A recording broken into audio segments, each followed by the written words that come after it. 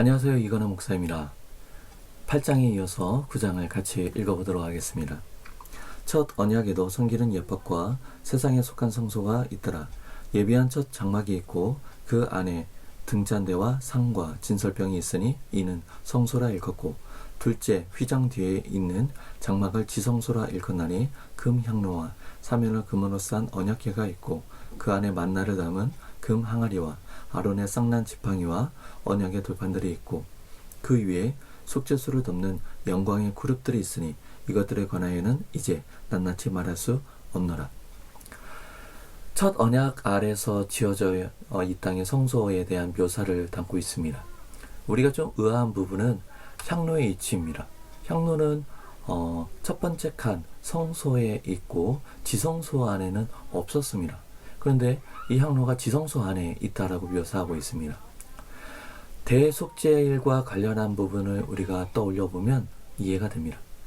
지금 히브리서는 이 땅에 있는 율법 가운데 서여진 대제사장을 통하여서 속죄 사역이 온전하지 못하다. 그러나 예수 대제사장을 통해서 하늘 성소에서 이루어진 그 속죄 사역의 온전하다라는 것을 비교하며 훨씬 더 우월한 약속이 훨씬 더 우월한 은혜가 우리에게 주어졌다는 것을 이야기하고 있는 가운데 있습니다. 그렇기 때문에 이 성소에 대한 묘사는 대속죄일 배경으로 이해하면 좋을 것 같습니다. 대속죄일에는 대제사장이 향로를 들고 지성소 안으로 들어가기 때문에 그렇습니다. 이 모든 것을 이같이 예비하였으니 제사장들이 항상 첫 장막에 들어가 섬기는 예식을 하고, 오직 둘째 장막은 대제사장이 홀로 1년에 한 번 들어가되 자기와 백성의 허물을 위하여 드리는 피 없이는 아니하나니, 성령이로서 보이신 것은 첫 장막에 서 있을 동안에는 성소에 들어가는 길이 아직 나타나지 아니한 것이라. 이 장막은 현재까지의 비유니 이에 따라 드리는 예물과 제사는 섬기는 자를 그 양심상 온전하게 할 수 없나니, 이런 것은 먹고 마시는 것과 여러 가지 씻는 것과 함께 육체의 예법일 뿐이며 개혁할 때까지 맡겨둔 것이라. 첫 언약은 주어져 있는 효력이 있고 가치가 있다라고 했습니다. 둘째 언약, 새 언약이 주어지기까지, 우리가 같이 읽었던 10절 개혁의 때까지, 그러니까 새 언약이 주어지기까지입니다.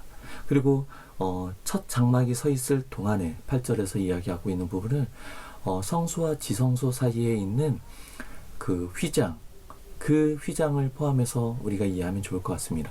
지성소가 하나님의 보좌라면 우리가 하나님의 보좌 앞에 나아가기 위해서는 자신의 죄를 속하기 위한 제물을 드리고, 이게 피 없이는 아니 된다고 했잖아요. 자기의 죄를 위한 제물을 드리고, 그리고 그 휘장을 건너서 지성소에 나아갑니다. 근데 예수 대제사장은 자기 죄를 속할 필요가 없는, 죄가 없으신 분이시죠.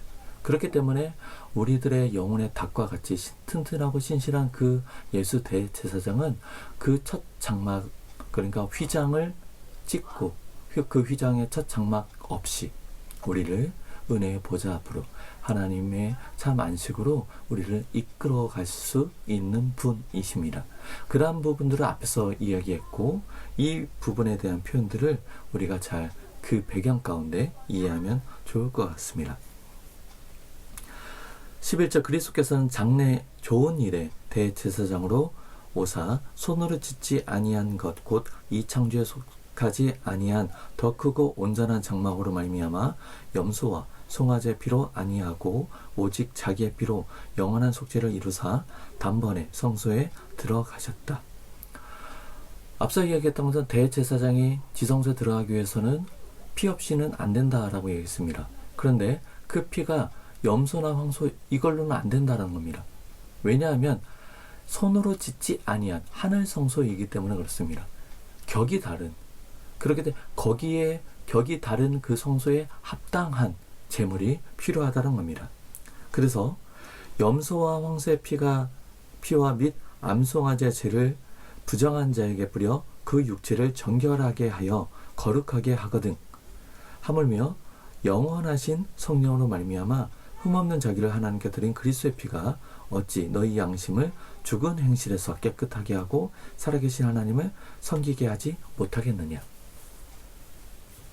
첫 번째로는 대제사장이 자기 죄를 속하기 위한 제물을 드리고 지성소에 들어가고 또 지성소에 들어가서 온 백성들을 위한 속죄의 제물을 드립니다. 그런데 예수 대제사장은 자기의 죄를 속할 필요가 없이 은혜보좌 앞으로 나가서 하늘 성소에 들어가서 그 택하신 자들, 당신의 백성들을 위한 속죄의 제사를 드린다. 이 두 가지를 비교하고 있죠. 이 땅, 사람의 손으로 지은 그 성소 안에서 가축을 통한 그 피가 유효하게, 효력이 있게 사용이 되어졌다는 겁니다. 하물며 거룩하신 성령으로 말미암아 하나님의 아들 그 예수 그리스도의 피가 그거보다 우월하지 않겠는가? 그 그리스도의 피로 말미암아 영원한 속죄가 이루어지지 않겠냐? 그 가치를 비교하면서 훨씬 더 우월한 약속 가운데, 우월한 효력 가운데 우리가 있음을 이야기하고 있는 것입니다. 15절 이로 말미암아 그는 예수님은 새 언약의 중보자시니 이는 첫 언약 때 범한 죄에서 속량하려고 죽으사 부르심을 입은 자로 하여금 영원한 기업의 약속을 얻게 하려 하심이라. 유언은 유언한 자가 죽어야 되나니 유언은 그 사람이 죽은 후에야 유효한즉 유언한 자가 살아있는 동안에 효력이 없느니라. 이러므로 첫 언약도 피 없이 세운 것이 아니니 모세가 율법대로 모든 계명을 온 백성에게 말한 후에 송아지와 염소와 피 및 물과 붉은 양털과 우슬초를 취하여 그 두루마리와 온 백성에게 뿌리며 이르되 이는 하나님이 너희에게 명하신 언약의 피라 하고 또 이와 같이 피를 장막과 섬기는 일에 쓰는 모든 그릇에 뿌렸느니라. 율법을 따라 거의 모든 물건이 피로써 정결하게 되느니 피 흘림이 없은즉 사함이 없느니라. 옛 언약과 새 언약을 이야기하고 있습니다. 옛 언약이 언약의 피 가운데서 그 효력을 발생했다라고 이야기합니다.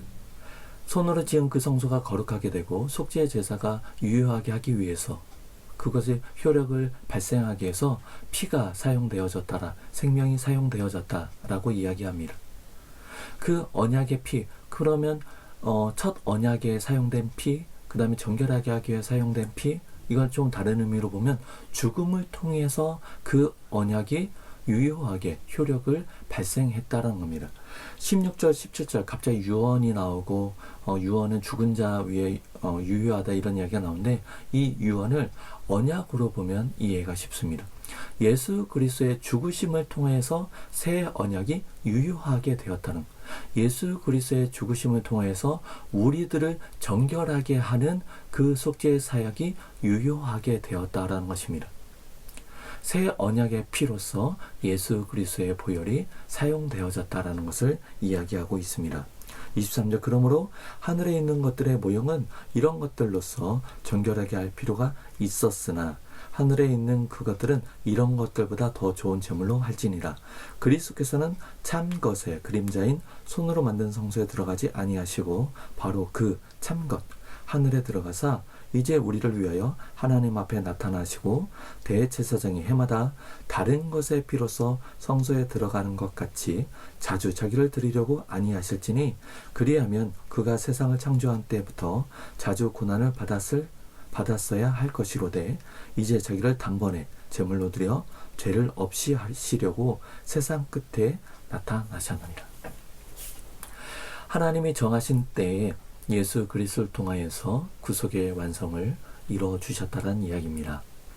그리고 이 땅의 손으로 지은 성소와 다르게 하늘 성소는 격이 다르다라고 얘기했습니다. 격이 다르기 때문에 가축의 생명으로 그 피로서는 안 된다는 거죠.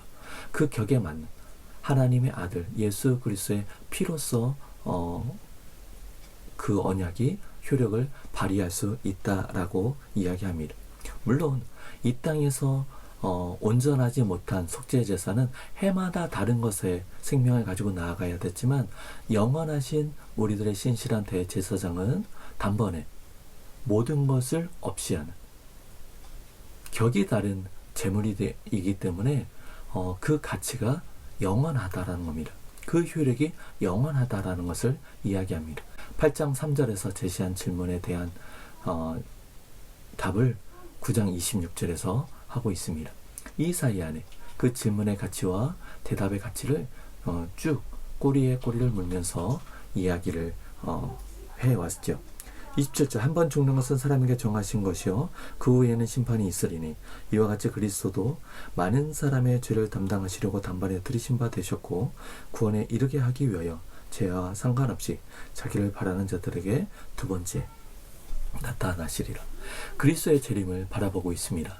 그리스도의 재림이 오실 때 심판이 있을 것입니다. 심판주로서 오시죠. 그때까지 우리는 이 세상 가운데 믿음으로 견디어 나가야 할 것입니다. 그리고 우리는 그것을 바라보며 소망을 품고 있습니다. 이 소망은 흔들릴 수 있는 것이 아닙니다. 우리가 세상의 모진 풍파 가운데 내 감정의 격변함에 따라서 요동칠 수는 있습니다. 하지만 우리를 붙잡고 계신 예수 그리스도는 견고한 영혼의 달과 같아서 우리를 결코 놓치지 않으십니다. 우리를 끝까지 은혜의 보좌 앞으로 인도해 주실 것입니다. 그분 다시 오시는 그날까지 우리가 믿음으로 잘 견뎌 나갈 수 있도록 은혜를 베풀고 계심을 우리가 잊지 말아야 될 것입니다. 8장과 9장 안에서 8장을 시작하면서 중요한 포인트를 이야기했죠. 이러한 대제사장이 우리에게 있다. 우리가 지금 가지고 있는 것, 돈이 없고 권력이 없고 빽이 없고 자신감이 없을 수도 있습니다. 자존감이 없을 수도 있습니다. 하지만 예수 그리스도가 있습니다. 우리가 가지고 있는 그 예수 그리스도의 가치를 남아있는 히브리서를 읽어나가면서 더 알아갈 수 있기를 기대합니다. 이를 통해서 우리의 믿음이 더욱더 굳건해지기를 또한 기대합니다. 오늘은 여기까지 하겠습니다. 감사합니다.